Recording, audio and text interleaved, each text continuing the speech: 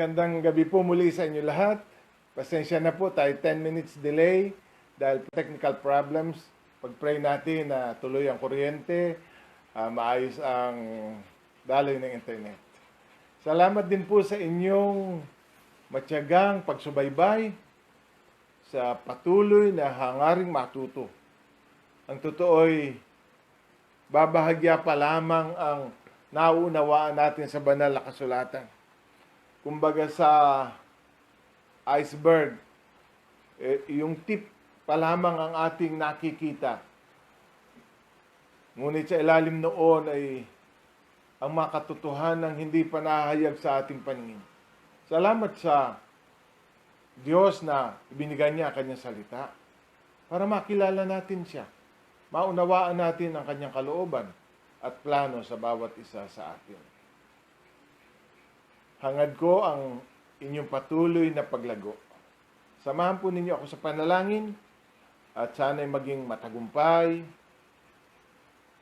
Spirit anointed ang ating pag-aaral ngayong gabi. Tayo po'y manalangin. Nagpapasalamat po kami, Panginoon, na palagi kang nariyan para magturo sa amin. Salamat sa karunungang taglay ng iyong mga salita. Na welcome po namin ang presence ng Holy Spirit. Na siyang guro namin. Na siyang magpapaliwanag sa amin ng mga lihim na hiwaga mo, Panginoon. Para aming maintindihan. Mga bagay na inilihim ninyo noon. Ngunit ngayon inihahayag ninyo sa amin sa mga banal na kasulatan. Samahan po ninyo kami, Panginoon, at sila na mga nasa kanilang mga tahanay pagpalainawa ng iyong mga salita. Sila naway tumibay at maging malakas sa kanilang pananampalataya. Ito po ang aming dalangin sa pangalan ni Jesus. Amen. Ang paksa po natin, Understanding the Sinful Nature. Sa gabing ito, ang pamagat ay The Battle Within. How to Overcome the Sinful Flesh. Salamat po at yung iba'y nakahabol sa ating broadcast. Nawala tayo sa ere ng sandali, ngunit salamat na nariyan kayo at handang makinig sa kanyang salita. Hawakan po ninyo yung mga Biblia. Kung kayo may notebook, kung kayo may ballpen, magtala po tayo. Mapapakinabangan natin ito. Lalo na kung tayo ay nangunguna ng ating malilit na mga grupo na kung tawagin ay cell. Noong una, tayo mga kaaway ng Diyos, sabi ni Pablo. Tayo mga kaaway ng Diyos. Ngunit tayo ay pinakipagkasundo niya. Pinakipagkasundo, reconciled with God. Tayo pinatawad, tayo pinawalang sala, tayo nilinis, tayo'y iniligtas. Ngunit yung ating makasalanang kalikasan ay nananatiling nariyan. At hindi yun inalis ng kamatayan ni Jesus sa krus. Yung ating sinful nature, dala-dala pa rin natin hanggat tayo'y nabubuhay. Bagamat ngayon ay may bagong pagkatao, ang ating espiritu ay binuhay ng ating Panginoong Jesus. At dapat ang bagong pagkatao ang maghari at magpatakbo ng buhay na ito. Ngunit ramdam ni Pablo, samantalang ipinaliliwanag niya ang Romans chapter 7, ang lakas ng hatak ng kanyang makasalanang kalikasan. Noong una ay hindi rin niya maintindihan ang kanyang sarili. Sa kanyang isip siya naghahangad na gumawa ng mabuti. Ngunit merong isang kapangyarihan na lumalaban, humahadlang, at tumututol. May pagkakataong ang nasa ng laman ay mas nangingibabaw sa buhay ng tao. Ganito ang patutuo ng dalawang kapatid matapos nilang mapakinggan ang mensahe nung nakaraang Biyernes. And I quote, "Maraming pagkakataon, hindi tayo malay na nagiging makalaman tayo. Ang maunawaan ng mas malalim kung ano ang laman at ang katangian nito ay napakahalaga para masiyasat natin ang ating buhay at makita na hiwalay sa biyaya ng Diyos, hindi tayo magtatagumpay. Ito pa ang patutuo ng isa. Napakaraming anyo ng pagiging makalaman. Manapay talagang maging mapagbantay tayo. Salamat sa mga mensahe na way paulit-ulit itong marinig upang mapaalalahanan tayo sa mga gawa ng laman. Dalawang bagay ang napansin ko doon sa comments na yun. Una, may mga pagkakataon na tayo nag-shift mula doon sa espiritu patungo sa laman. Halimbawa, paglabas mo ng simbahan, ikaw ay espiritual. Pero pag labas mo ng simbahan at dumating ka sa bahay, maraming mga bagay na nakakagalit. Kaya maya-maya, ikaw ay kontrolado ng espiritu, ngayon ay ikaw ay parang kumambyo, nag-ooperate ka ngayon sa laman. Para kang nagbabiyahe, papuntang Alapan, na ilang beses kang nag-shift ng gear. Para sa mga batang mananampalataya, sa mga mahihina pa sa pananampalataya, hindi nila namamalaya na kaagad ay sila'y lumilipat. Nag-ooperate sila sa laman. Maya-maya, nasa espiritu naman sila. Dahil ang laman ay nasanay na nangingibabaw at naghahari. Sa buong panahon ba naman, bago tayo maging mananampalataya, laman ang nasusunod sa ating buhay. Ngayon ay may bagong pagkatao na pumapalag sa nais ng laman. Dati, ang ating pagkatao ay sunod-sunuran sa gawa ng laman. Ngunit nang tanggapin natin si Jesus, kumbaga, pinaalis natin siya sa kontrol. Inalis natin siya sa trono at iniluklok si Kristo. Kaya yung ating espiritu, kasama ng espiritu ng Diyos, ay magkasamang gumagawa para ipamuhay ang bagong buhay. Ngunit, talagang totoo na hindi tayo palaging espiritual. Ang masama, may mga pagkakataong nagtatagal na tayo pala ay nag-ooperate na sa laman nang hindi natin namamalayan. Kaya yun ang patutuo ng isa na dapat ay maging malay tayo kailan tayo nabubuhay na makalaman at kailan tayo nabubuhay na espiritual.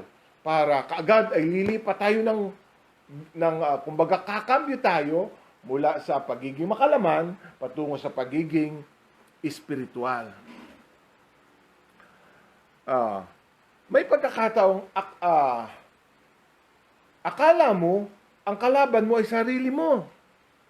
Pero sa huli, madidistinguish mo na hindi ikaw yun, kundi ang kasalanang nananahan sa iyo. Tingnan ninyo sa Romans 7, verse 19. At ganito ang patutuo ni Pablo, sapagkat hindi ko ginagawa ang mabuting ibig ko, kundi ang masamang hindi ko ibig ang siya kong ginagawa. Kung ginagawa ko ang hindi ko ibig, hindi na ako ang may kagagawa noon, kundi ang kasalanang nananahan sa akin. Later in life, na-distinguish ni Pablo na sa isip niya, gusto niya sundin ang kautusan ng Diyos palagi. Ngunit hindi niya madalas masunod yun. Sa halip ang nagagawa niya ay yung hindi niya gusto, na alam niyang mali.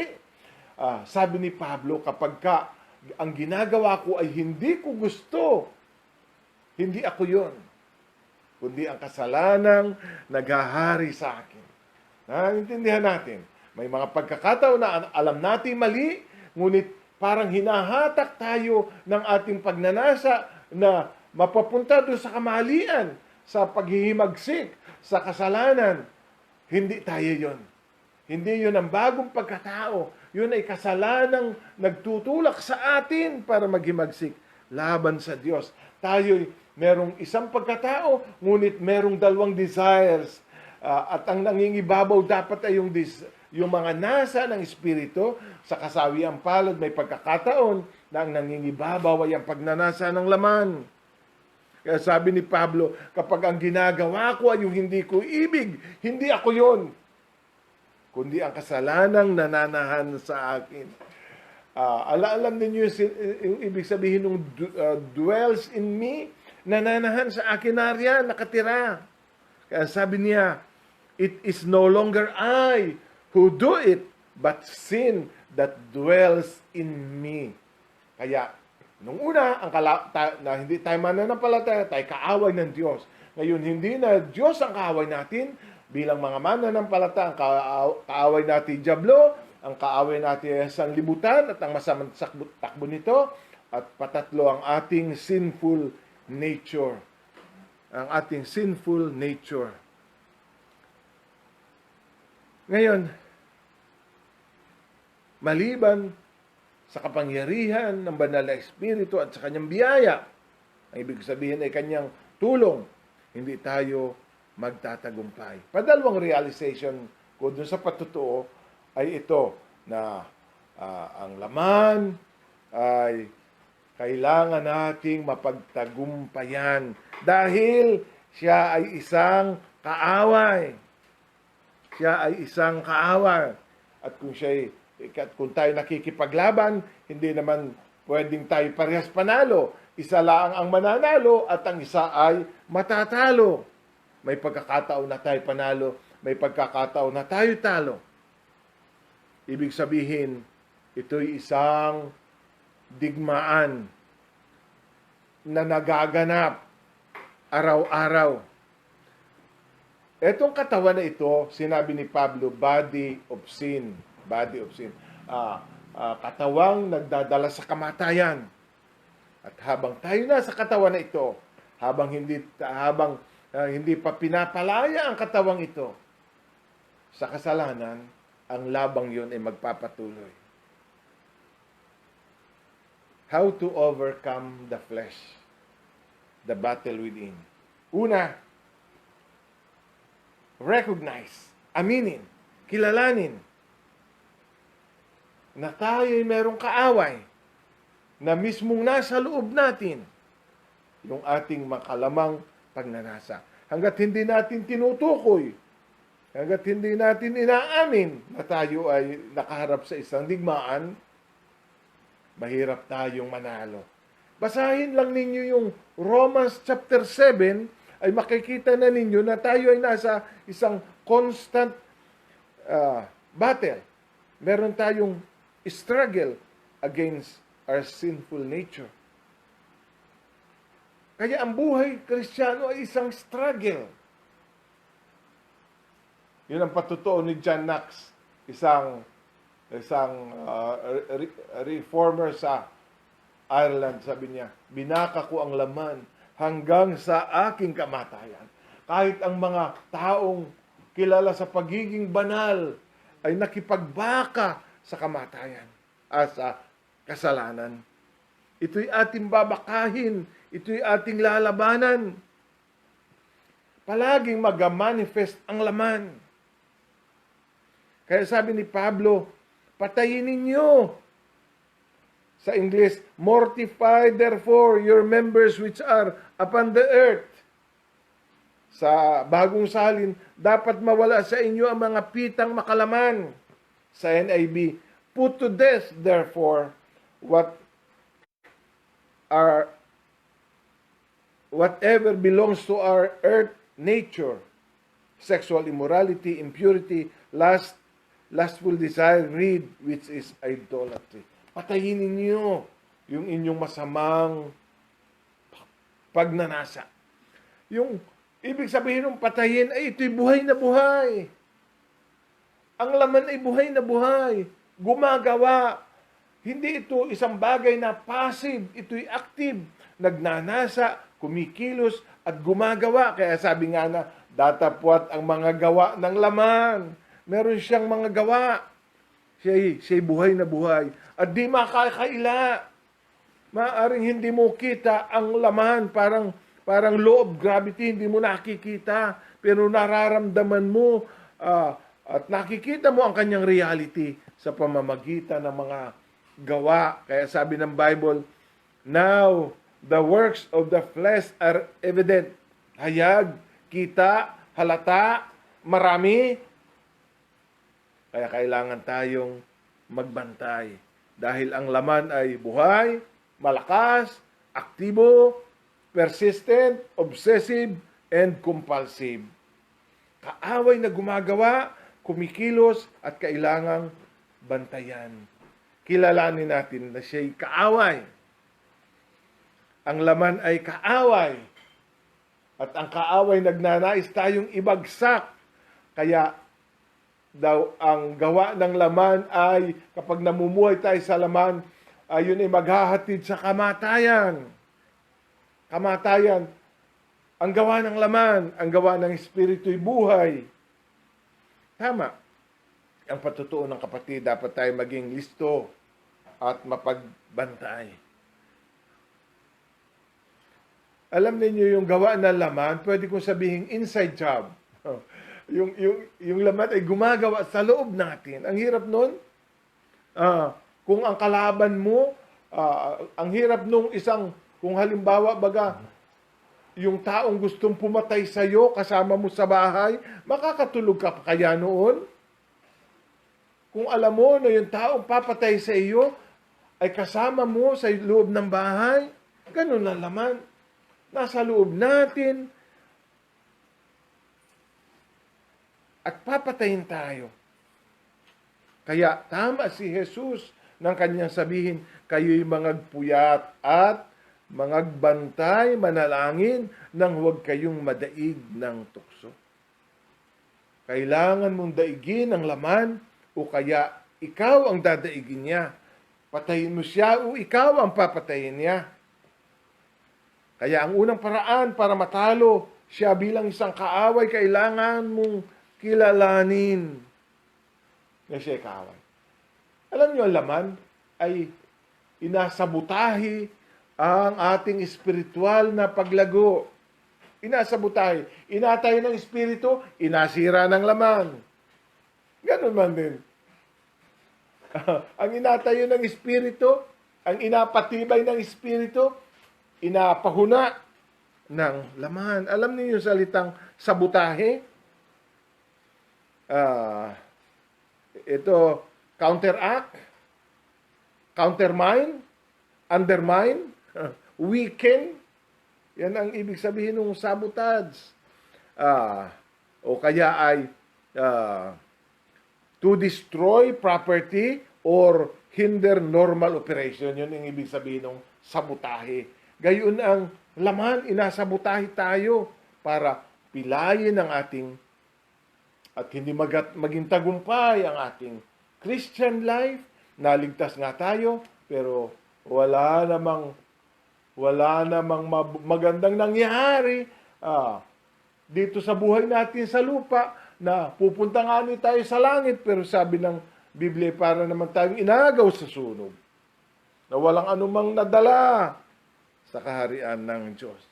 Ang sumisira sa ating patutuo ay laman. Ang sumisira sa ating matatag na buhay Kristiyano ay ang laman. Kaya ang laman ay isang mapanira at kaaway na walang patawad. Padalawa, para mapagtagumpayan ang laman, resist.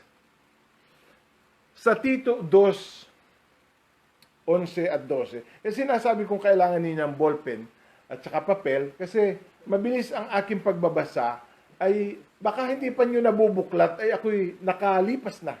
Kaya kung ganon at mahina pa kayong magbuklat ng Biblia, ay mangyari lamang na itala ninyo ang mga talata at mamaya na ninyo balikan.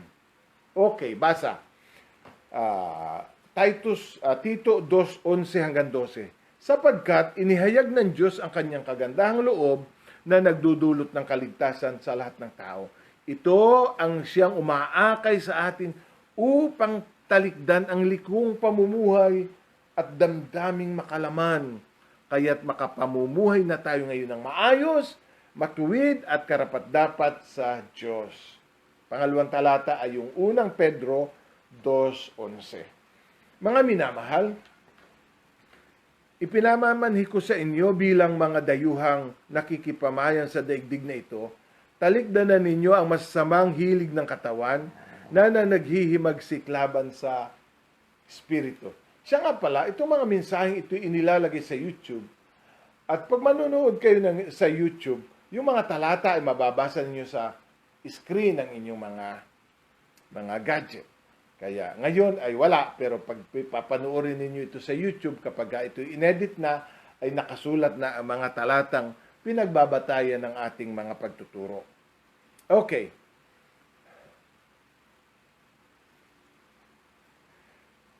sabi dito, talikdan na ninyo ang masamang hilig ng katawan na naghihimagsiklaban sa espiritu. Yung salitang espiritu ay nasa maliit na titik na tumutukoy sa espiritu ng tao, hindi sa espiritu ng Diyos. Kaya yung laman daw ay nakikipagbangay sa espiritu mo. Yung espiritu mo kasi ay buhay na at saka nililikha sa katuwiran at kabanalan ng Diyos. Natural, papalag yun sa makasalanang nasa ng laman. Pumapalag ang ating espiritu. Kaya nga si Pablo'y nakikipaghilahan. Ito ang gusto ng isip ko. Ito ang gusto ng laman. Natatangay ako ng gusto ng laman. Ngunit sabi ni Pablo, yung biyaya ng Diyos ang nag-aakay sa atin doon sa matuwid, doon sa tama. Ang biyaya ng Diyos ay nag-aakay. Ngayon, kapag inaakay ka sa katwiran, babatakin ka naman ng laman sa kasamaan. Kaya, ano ang mangyayari? Naghihilahan kayo. Pero hindi naman pwedeng hindi ka lalaban kung gusto mong magtagumpay. Tanggihan mo ang laman. Huwag, kasi ang gusto kasi ng laman, pasundan mo ng pasundan. Ngunit hindi na nga maaari, kailangan mong labanan siya para matalikdan mo ang masamang pamumuhay. May biyaya ang Diyos. Sabi ni Pablo kay Tito, na mag-aakay sa atin upang talikdan ang makalamang damdamin. Kaya merong mag-aakay sa atin para tutulan ang pagnanasa ng laman. Mahirap ang lumaban sa laman kasi nga para kang kasi ang laman against your new nature. Kaya para kang lumalangoy ng pasalunga. Para kang lumalangoy na pasalunga. Gayon man, kailangan mong labanan yon. Kasi pag tumigil ka sa paglaban, aanurin ka nun parang agos. Ikaw ay mabubuyo. Hindi na bahaling bahagyak. Hindi na bahaling marami ang pagsisikap sa bahagyang pag-unlad sa kabanalan. Ang mahalaga ay nag-gain ka kahit ilang punto sa iyong pagpapakabanal. Sapagkat pag tumigil kang lumaban, ang tukso pa naman ng laman ay kaakit-akit o pleasurable, tatangin ka. Kaya tumanggi araw-araw at makipagbuno sa kanyang nais. Ang masama ay kapag gumib up ka na, kapag tumigil ka na. Kasi kuminsan nakakapagod yun araw-araw eh. Halimbawa, merong isang binata na binabae ang naglabas ng open letter para malaman ng buong simbahan at ng kanyang mga kaibigan na siya ay nagpapalit na ng kasarian. Siya ay ginagalang at kilalang makadiyos nung siya ay nag-aaral pa sa university. At yung pagkabinabay isang bagay na nilalabanan niya. Sinabi ng kanyang liham na tinatalikuran niya ang kanyang pananampalataya at ipinapahayag na, sabi sa English, he is coming out of the closet as an active homosexual. Nang mabasa ng pastor ang liham, napansin niya na 6 na beses na binanggit yung salitang struggle. Struggle with sexual temptation, struggle with his feelings, struggle with to live the Christian life. And in the end, he struggled with his life. Finally, he decided that the struggle was not worth the effort. So he decided to stop struggling and to give in. So now, he is in the lifestyle with all that the phrase implies. Ano ibig sabihin? Talagang siya ay bumigay na kasi nga napagod siyang lumaban. Pero alam ninyo, yung ating paglaban ay palatandaan na may buhay sa loob natin. na pumapalag. Dati sunod-sunuran tayo. Kung ikaw ay lumalaban sa kasalanan, kahit ka natatalo, yan ay palatandaan na talagang ikaw ay ipinanganak na muli. At yung buhay na ibinigay ng Diyos, bagamat mahina pa, ay lumalaban at tumatanggi sa masama. Kaya huwag kang mapapagod. Ni titigil na labanan ang laman. At huwag mong pasusundan ang gusto niya. Kaya kadalasan ay para salungahin ang agos, kailangan mong doble o tripling lakas para ka mag-gain. Dahil may laman na nais na tumangay sa iyo. May biyaya ang Diyos para makaiwas sa makalamang pamumuhay, sabi ni Pablo. Mabigat ang laban, ngunit kakampi natin ang ating Panginoong Diyos na nagsasabing tayo'y higit pa sa mapagtagumpay. Alam natin na kuminsay aatake na sabay-sabay yan. Tatlong kaaway natin, ang dyablo, ang sanlibutan, at ang laman. Pinupukaw ng tukso ang laman.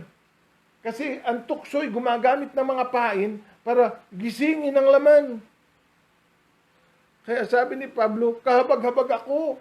Sinong magliligtas sa akin sa katawang nagdudulot sa akin ng kamatayan? Ay siya nagsabi, ang Diyos sa pamamagitan ni Kristo. Mahirap itong kalagayang ito. Hindi ito isang hopeless na laban, kapatid. Ito isang labang uuwi sa tagumpay at sa kalwalhatian ng Diyos. Patatlo, rely on the Holy Spirit. Sabi sa Galatians 5:16, live by the Spirit and you will not gratify the desires of the sinful nature. Kaya, mamuhay ka daw sa patnubay o sa lukob ng banal na Espiritu at hindi mo gagawin ang pita ng laman. Subukan natin na palagi tayong mapuspos ng banal na Espiritu at hindi daw natin pagbibigyan ang nasa ng laman. Kaya nga iniutos sa atin ng Biblia na mapuspos ng banal na Espiritu at patuloy na mapuspos sapagkat ito ang lakas laban sa kasalanan. Hindi tayo magiging sunod-sunuran sa laman, kundi tayo magiging sunod-sunuran sa Espiritu. May mga pagkakataong nagwawala ang laman na kikita natin yan doon sa mga addict na nasa withdrawal stage. Nagwawala ang laman. Nanginginig ang laman. Nagsusumigaw ang laman. Mga kapatid, yung willpower ay kulang para labanan ng laman. Kailangan natin ng lakas na galing sa labas. Lakas na galing sa langit. At yan ay dala ng Espiritu Santo. Pwede lang makasubdue sa laman ay ang Espiritu ng Diyos. Dahil siya ang kapangyarihan ng Diyos. Babasahin ko ang Romans 6 verse 6. Ang pagkahumaling sa mga bagay na ukol sa laman ay magbubulid sa kamatayan. Ngunit ang pagsisikap sa mga bagay na ukol sa Espiritu ay magbubunga ng buhay at kapayapaan, sapagkat kalaban ng Diyos ang sino mang nahuhumaling sa mga bagay na ukol sa laman. Hindi siya sumusunod sa kautusan at hindi niya kayang sumunod. At ang mga nabubuhay ayon sa laman ay hindi maaaring kalugdan ng Diyos. Ngunit hindi na kayo nabubuhay ayon sa laman, kundi ayon sa Espiritu. Kung talagang nananahan sa inyo ang Espiritu ng Diyos. Kung ang Espiritu ni Kristo ay wala sa tao, hindi siya kay Kristo.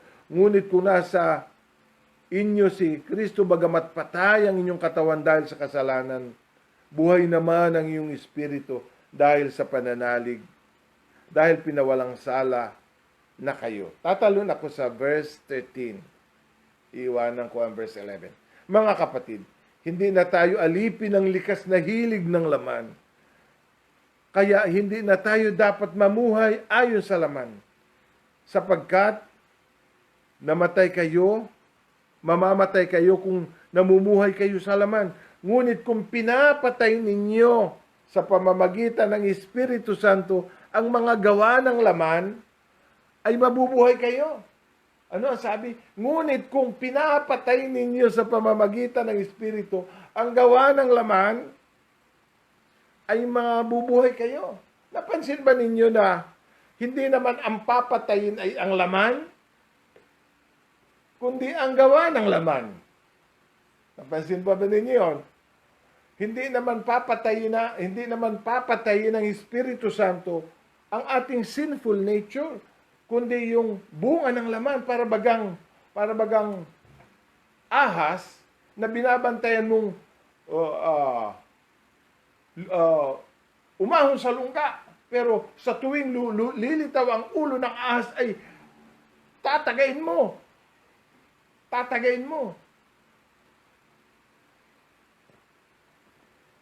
Patayin sa pamamagitan ng presensya ng Espiritu ang gawa ng laman.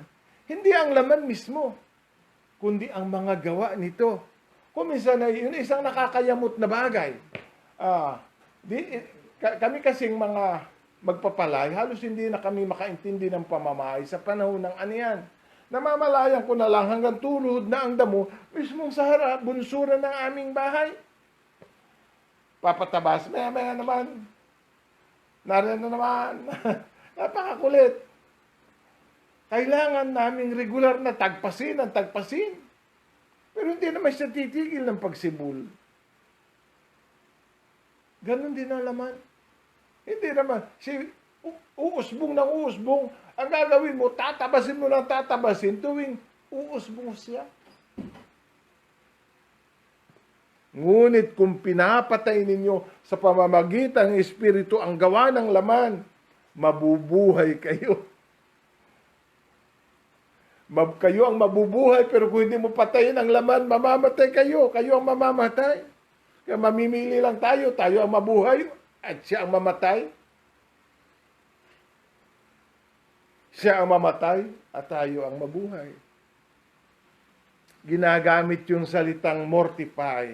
Alam niyo salitang patayin, ay sa English ay mortify, hindi naman na ibig sabihin ay to kill. Ito ay hindi nangangahulugan to extinguish, to exterminate, or to terminate. Hindi yun ang ibig sabihin ng mortification. It is not killing or eradication. Sabi ni Owen, dalawa daw ang bahagi ng mortification. Una, habitual weakening at saka constant fighting. Kasi yung salitang mortify, kung tingnan ninyo sa dictionary, ang ibig sabihin to subdue, to control, to hold within limits. Yung ang ibig sabihin ng mortify ay wag mong hayaang lumagpas sa dapat o sa guhit. Naroon ang laman pero inasubdue mo at inakontrol mo. Kaya wala tayong magagawa kung hindi siya kontrolin, pahinain, pero hindi natin siya maaalis. Anong ibig sabihin ng habitual weakening? Weak, ibig sabihin mahina. Kaya daw sinabi sa Biblia na yung laman ay ipako sa krus para alsan siya ng buhay. Ang intindi kasi natin ay mawawala na yun pag ipinako sa krus. Sabi ni Pablo sa Roma 6, yung ating dating pagkatao, ipinako na sa krus para hindi na tayo pagharian ng kasalanan. Ngunit hindi naman pala ang ibig sabihin nun ay to eradicate. Ang ibig sabihin nun ay to subdue. Para siya ay talian o kontrolin. Kaya naroon ang habitual weakening. Ano ba ang nagpapalakas sa laman at ano ba ang nagpapahina sa kanya? Depende sa kung ano ang gawa ng laman At depende kung ano ang ating kahinaan. Merong gawa ng laman na malakas sa akin, pero mahina sa inyo. May gawa naman ng laman na malakas sa inyo, mahina naman sa akin. Kayang-kaya kong kontrolin. Kaya, tuklasin natin kung ano ba ang nagpapahina sa laman at ano ang nagpapalakas sa laman sa aking buhay. Pangalawa, constant fighting. Ang ibig sabihin daw nung patayin ay labanan. Palagi. Kaya, pag-aralan mo ang pattern sa iyong buhay kung paano kanya natatalo. Nasaan ang kanyang greatest strength? Paano siya umaatake? Paano niya sinasabotahe? Ano ang kanya sandata laban sa iyo? Kaya, sabi dito ay yung lumakad naman sa espiritu ay may dalawang maaaring kahulugan. It means doing what the Holy Spirit tells you to do. Yun ang ibig sabihin na mabuhay ayon sa espiritu ay yung sumunod sa sinasabi ng Espiritu Santo sa iyo. Ang sabi ay mabuhay ayon sa kanyang patnubay o gabay. Pero ang ibig sabihin daw noon ay sundin kung ano man ang ina-impress sa iyo o inautos sa iyo o pinagagawa sa iyo ng banal na Espiritu. Kaya, kung nagbabasa ka ng Biblia at nagninilay-nilay, bantayan mo kung ano ang sinasabi o ipinapagawa sa iyo ng banal na Espiritu at pag ginawa mo yon, mabubuhay ka na sa kanyang pamamatnubay hanggang sa isang araw o sunod na araw ay may isang bagay na naman na sabihin niya sa iyo. Yung sinabi naman na walk o lumakad sa patnubay ng Espiritu, sa Griego ay isang present continuous. Ibig sabihin ay continually. Sa practical, continue to read, to meditate, to apply, and to obey the Word of God. Padalawang ibig sabihin ng lumakad sa patnubay ay walking means relying, open and sensitive to the leading of the Holy Spirit. Hindi mo susundin ang laman kung hindi ang tutuntunin mo ay kung saan ka inuudyokan ng banal na Espiritu. Dahil sa gayong paraan, kung ano ang desire ng Holy Spirit, yun din ang desire mo. At hindi mo pinagbibigyan ang desire ng laman. Habang pinalalakas mo ang iyong buong bagong pagkatao, humihina naman ang laman. Kaya, pakanin mo ang iyong espiritu nang ito ay lumakas at gutumin mo naman ang laman para ito ay humina. Sapagkat habang pinagbibigyan mo ang laman, lalo siyang lumalakas. Tandaan mo. Halimbawa, gawin mo nang gawin yung kasalanan na yun. Gawin mo nang gawin yung kasalanan na yun. Lalong nagiging malakas yung kasalanan na yun sapagkat parang pinakakain mo siya. Habang pinapasundan mo ang laman, lalo itong lumalakas para gapiin ka. Kaya palakasin mo ang iyong pagkatao sa pamamagitan ng pag-asa sa banal na Espiritu. Ramdam mo sa iyong sarili kung saan kumukuha ng lakas ang laman. Pangapat, renew your mind. Renew your mind. Sa Colossus 3:5, sinabi nga yung patayin ninyo ang laman. Pero bago siya dumating sa verse 5, ganito ang sabi sa chapter 3, verse 2. Babasahin ko muna yung 5. Put to death, therefore, what is earthly. Yan ang sabi ni Pablo. Tapos sa verse 2 naman, ituon ninyo ang inyong isip sa mga bagay na panlangit. Mahalaga yun. Para magtagumpay ay saan baga nakafocus ang iyong isip. Napaka makatotohanan ni Pablo sa kanyang pagtuturo tungkol sa makasalanang kalikasan.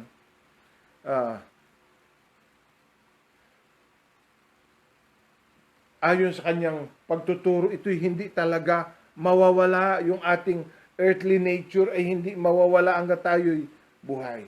Ngunit tinuturuan ni Pablo ang mga taga-Kolosas ng mga practical na mga bagay paano mananagumpay. Yun nga, mortify, and then ituunin nyo ang inyong isip sa mga bagay na panlangit. Kinikilala ni Pablo na makapangyarihan ang isip at tumutugon ang katawan kung ano ang inaproseso ng isip. Kung ano ang quality of thoughts, yun ang magiging quality of life. Kaya ang tinatahak ng ating at pinoproseso ng isip ay ayon sa ating ikabibigo o ikatatagumpay. May pagkakataon na ang pang-aalipin ni Satanas ay nasa isip lamang. Sa totoo, ang mga kutang tanggulan ay nasa isip. Kaya ang mga ugali parang gapos ni Satanas dahil yun ay nakontrol ni Satanas ang pag-iisip. Kaya ang sabi, ituon. Set your mind sa mga bagay na pala. Hayaan natin ang kagandahan ng langit ang umakit sa atin para hindi mag-appeal ang mga gawa ng laman. Kasi mawawalan tayo ng gana sa mga bagay na sanlibutan kapag napupuspos tayo ng kagandahan ng Diyos, kagandahan ng panukala ng Diyos, at ng magiging buhay natin sa kabila. Natugon ang katawan kung ano ang inaproseso ng isip. Gaya ng kapangyarihan ng imahinasyon para kontrolin tayo. Kaya sabi ni Pablo sa Romans 12 verse 1, magbago na kayo sa pamamagitan ng pagbabago ng inyong isip. Ay kinikilala ni Pablo na ang pagbabago'y hindi mangyayari malibang magbago tayo ng pag-iisip. Kaya, kumbaga sa computer, ina-refresh, ina-reprogram para malaman daw natin kung ano ang mabuti, ang kalugod-lugod, at sadyang kalooban ng Diyos. Ngayon, may isang talata pa si Pablo. Alam niyo bakit ba si Pablo? Kasi maraming paniniwalang Kristiyano ang binagyang linaw ni Pablo. Naiintindihan ba natin kung bakit dominant na teacher ng doktrina si Pablo? Kasi siya ang pinakamarami ang itinuro tungkol sa paniniwalang Kristiyano. Kaya sa ating mga pag-aaral, si Pablo, yung ibang mga apostol ay naging makapangyarihan sa gawa. Ngunit si Pablo ay sa gawa at sa mga pagtuturo ginamit ng Diyos. Sa Roma 13:14, ganito ang sabi. Mamuhay tayo ng marangal at huwag gugulin ang panahon sa paglalasing at magulong pagsasaya sa pagpapakasawa sa pita ng laman, kahalayan, alitan at inggitan. Ang Panginoong Hesukristo ang paghariin niyo sa inyong buhay at huwag paglaanan ang laman upang bigyang kasiyahan ang mga nasa nito. Ano ang ibig sabihin ni Pablo na huwag paglaanan ang laman? Make no provision for the flesh. Yun ang sabi ng King James. Pero sa ibang salin na ganito, don't let yourself think about the ways to indulge your evil desire. Do not make plans to gratify the desires of the flesh. Ni sa pag-iisip daw ay wag kang magpaplano kung paano ba bigyan kasiyahan alaman. Wag mong isipin na parang masarap pumunta ron. Wag mong isipin na ano kaya ang pakiramdam ng dalawa asawa. Wag mong isipin na wag mo nang isipin kung paano 'yon. Kasi matutokso ka lamang na gawin 'yon. Ano kaya ang pakiramdam ng nagalibin? Ano kaya ang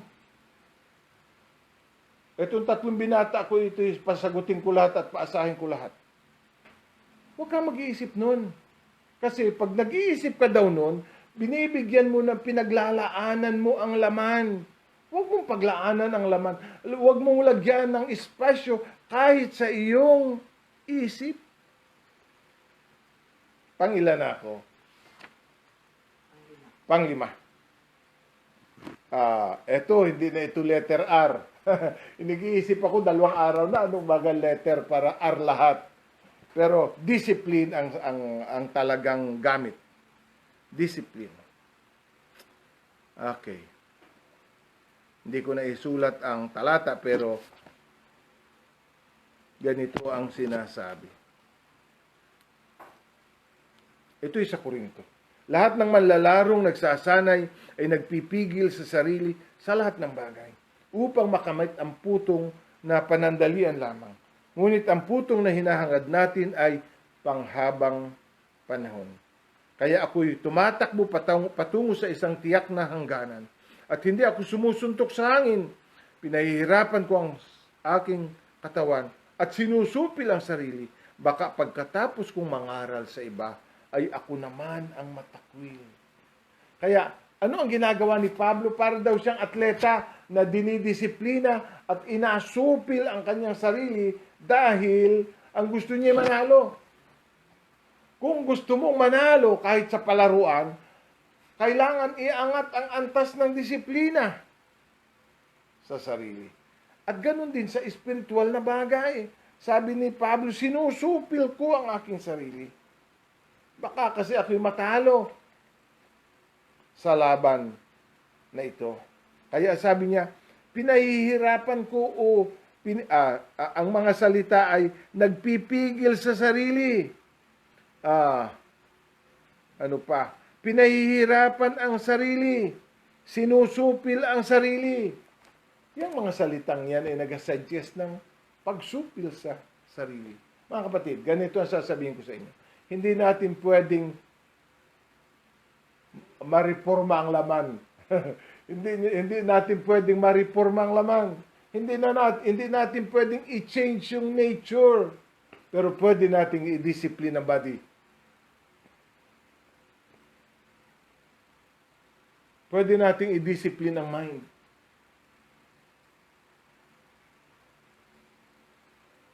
Ang katawan, hanap ay alwan, hanap ay sarap. Ang komportable, di ba yun ang gusto natin? Lahat tayo may katamaran. Ayaw natin mahirapan. Ngunit, kung gusto mong manalo, kailangan mong tikisin ang sarili, ugutumin. Kaya, na-appreciate ko yung mga taong pag may nilalaban ng kasalanan, nag-fasting sila. Nag-fasting sila. Para ang pag-aayuno, sabi ng iba ay kumakalma ang laman. Kumakalma ang laman. At ang espiritu ay lumalakas. Bagamat parang humihina ang katawan. Discipline.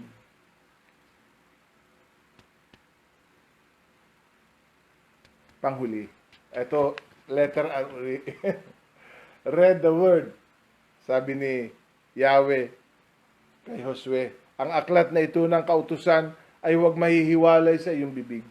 Kundi bulayin mo araw at gabi upang masunod mo ang lahat ng nakasulat dito. Sa gayon ikaw ay giginhawa at magtatagumpay. Ito alam na natin paano ba magtatagumpay? Read your Bible, pray every day. Kaya yung mga Pentecostal sabi sa pastor, Pastor, ano po ang word ninyo sa akin?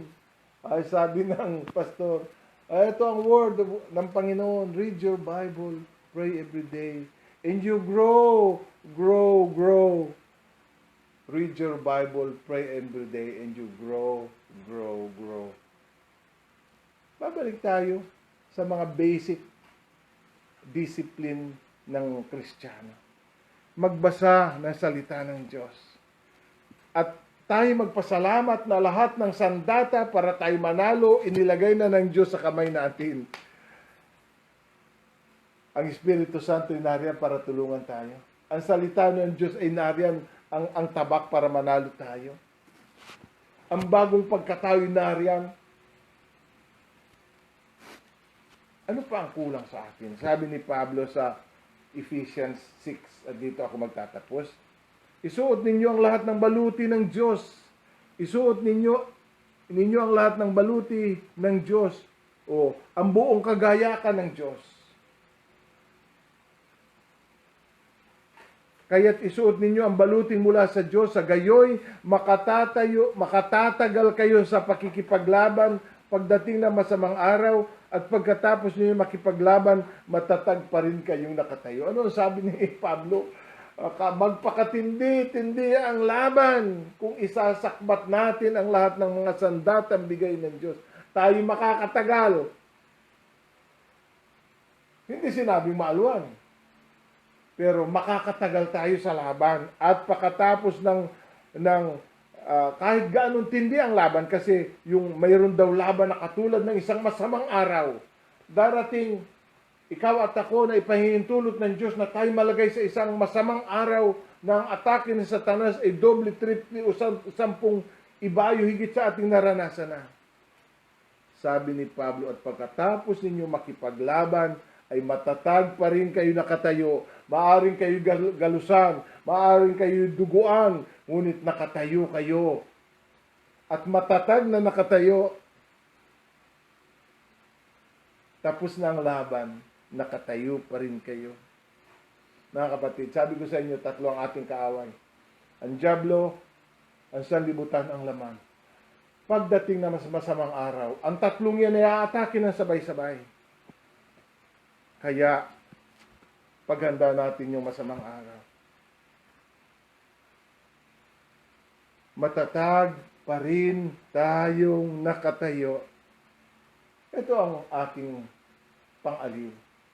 Ang lahat ng tukso at pagsubok ay lilipas at matatapos. Katulad ng sinasabi tungkol sa masayang araw. Pagkatapos, sabi ni Pablo, matatag pa rin kayong nakatayo. Ikaw ay matatag na nakatayo. More than victorious, kasi you are more than conqueror. Amen? More than victorious, because you are more than conqueror. Sa bagong salin, kayang-kayang mapagtagumpayan. Tatayo ka ng matatag sa labang ito. Tayo manalangin. Ama, salamat sa liwanag na iyong salita.